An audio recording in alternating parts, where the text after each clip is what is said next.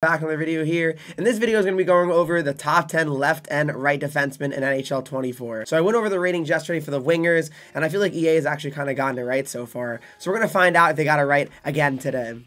Alright, so let's hop into the video. Starting off, we got the top right-handed defenseman in the game. So we got number 10, Chris Letang. Letang's probably been up here on the top right defenseman list for many, many years now. And I respect it. He's still very much so top of the league when it comes to right defenseman. Probably, you would think, by this year, next year, he'll probably not be on this list. But again, very much so deserving of being on it still. A very talented defenseman. I mean, probably a top 5 defenseman of the 2010s, I would say, right? That's probably a fair thing to say. He's had a heck of a career. I mean, 3 cups. I mean, he's definitely had a great career with the Penguins. I don't think you could really argue that at all. And he's very much so deserving of being in this top 10. And look at number 9. I know Thrash is pretty excited probably about that. Moritz Seider, number 9 at 88 overall. So we got 2 88 overalls here with the right-handed defenseman, Seider being there at number 9. I think that's pretty reasonable for him. I think that's a pretty nice rating for him. He's only going to keep getting better as well, Seider. I think it's good. I think it's really good. I can't complain about that. I think it's they got it right, personally. I really think they got it right. Seider's awesome. Here's where I don't know if they got it right. You got number 8, Drew Doughty. I think Drew Doughty is unbelievably overrated. I mean, is he bad? No, but he gets paid $11 million, and I don't think he's worth $11 million at this point in his career. I really don't.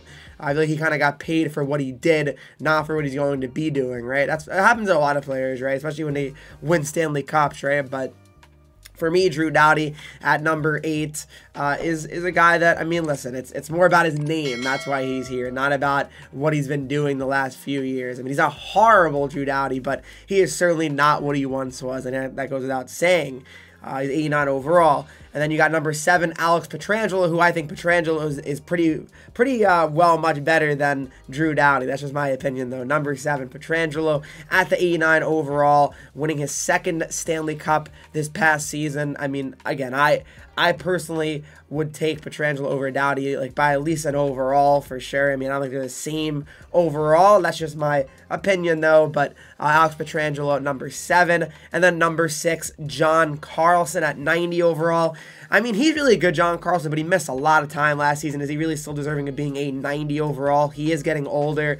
I don't know. I mean, it's not like franchise mode, I guess, where they go down in overall, but you know what I mean. I just don't know if John Carlson is prime number 6 right-handed defenseman in the NHL right now. But I don't know. I mean, I know Cap fans really aren't too happy about him as well when he plays. They think he's not that great. So it all just depends, I guess, on who you ask. But for me, it's not crazy. I mean, the 10-6 is not horrible, at least in my opinion. And then we got number 5, my man, Dougie Hamilton. They're calling him a top right-handed defenseman in the league, top 5 right-handed defenseman in the league. I think that's very fair. I mean, Dougie Hamilton had an unbelievable year last year. Over 20 goals, over 70 points, had a great year with the Devils. I mean, the Devils had a great year too. So, I mean, I think that's really fair. I do. I mean, I think he's in a very good spot.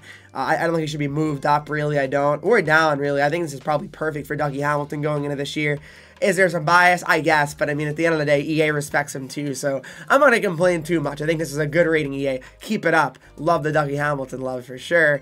Then we got number 4 of Erik Karlsson, the Norris winner. It's pretty funny that the Norris winner is not even considered a top 3 defenseman in the NHL, but realistically, I agree. He is very, very poor defensively, so I think, honestly, just because he won the Norris, I mean, this is really probably where he should be.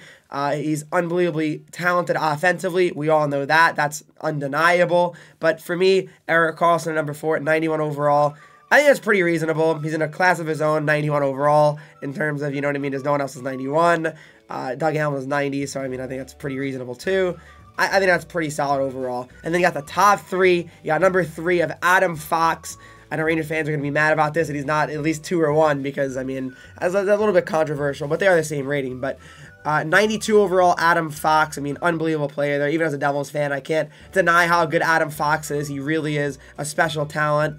They're very deserving of being number 3 for sure.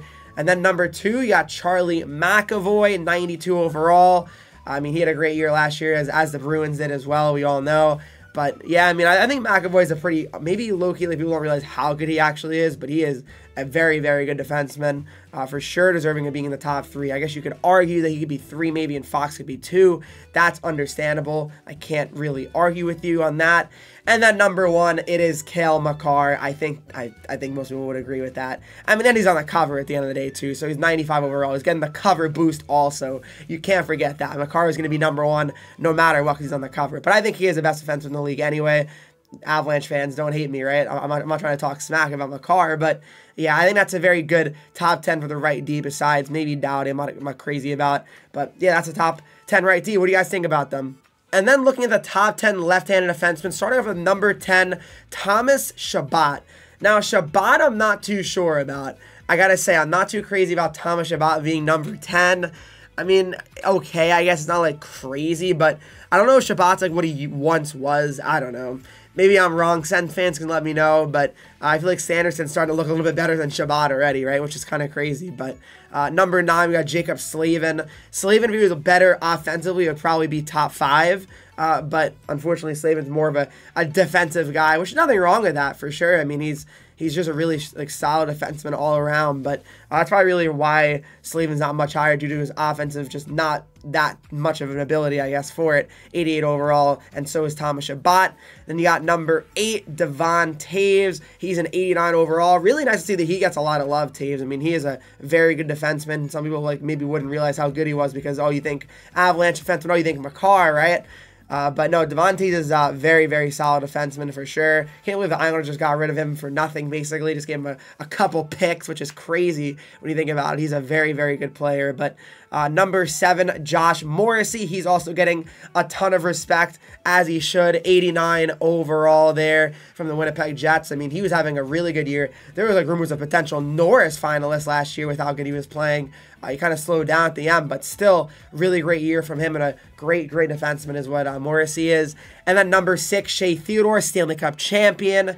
Very, very good, very, very good. I mean, he makes some crazy passes. I mean, he made some unbelievable plays in that finals this year. I mean, he's really good, Shea Theodore. He really is. I mean, can't believe the Ducks just kind of gave him up in the expansion draft. I mean, it's wild looking back at all those expansion players, right? But yeah, Theodore is awesome. I think that's very, very good, honestly, for the top 10 to 6. I mean, again, Chabot maybe not, but the rest are pretty reasonable in my opinion. And then we got number 5, Miro Heiskanen here. Heiskanen, I mean, we all know, unreal player from the 2017 draft. I mean, that draft was crazy when you look back at it. You got Heiskanen here at 90 overall. I mean, Heiskanen is just amazing for sure. I mean, just truly amazing, amazing player. I mean, the Stars are such a good team as well. I mean, just having him there is it's what you need. You need that number 1 defenseman, and he really is that, Miro Heiskanen. Very deserving of being on the top 5 for top lefties, no question about it. Number 4 is Quinn Hughes, newest captain of the Vancouver Canucks at 90 overall also. Quinn Hughes, I mean, I can never say a bad thing about a Hughes brother, no doubt about it. So Quinn Hughes, for sure, number 4, I think is very good.